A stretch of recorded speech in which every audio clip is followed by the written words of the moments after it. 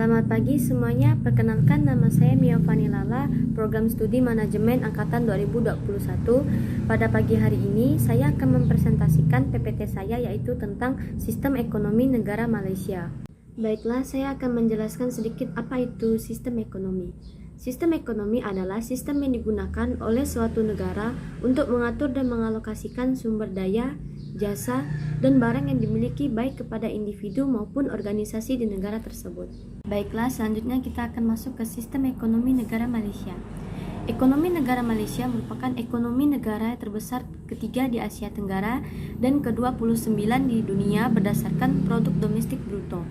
Inflasi yang terjadi sekitar 0,4%, serta angka kemiskinan sebesar 3,5%, menjadikan negara Malaysia sebagai salah satu negara yang perekonomiannya maju dengan pesat. Mata uang yang digunakan secara resmi di seluruh Malaysia adalah ringgit. Malaysia juga dikenal dengan hasil pertanian yang melimpah, terutama dalam produksi karet, serta minyak kelapa. Ekspor terutama dalam bidang peralatan elektronik, gas alam cair, kayu, serta olahannya, karet dan tekstil. Malaysia berhasil menduduki peringkat 21 untuk kategori kemudahan dalam kegiatan berbisnis. Berikut adalah Organisasi Perdagangan Negara Malaysia, yaitu APEC, ASEAN, IOR, ARC, WTO. Selanjutnya, kita akan masuk ke kerjasama subregional. Negara Malaysia telah melakukan beberapa kerjasama subregional untuk meningkatkan ekonominya. Berbagai kerjasama ekonomi yang dilakukan bertujuan untuk mengembangkan wilayah Malaysia Timur. Kerjasama pertama yang dilakukan dengan menyetujui segitiga pertumbuhan Indonesia, Malaysia, dan Thailand. Di wilayah sekitaran Sungai Mekong, Malaysia mengadakan kerjasama ekonomi dengan negara anggota subwilayah Mekong Raya. Selain itu, Malaysia juga mengadakan kerjasama dengan negara-negara anggota Perhimpunan Bangsa-Bangsa Asia Tenggara atau ASEAN. Di bagian timur, melalui kawasan pertumbuhan ASEAN Timur, tujuan kerjasama ini adalah untuk membangun landasan pertumbuhan ekonomi dengan membuat jalur perhubungan antar negara.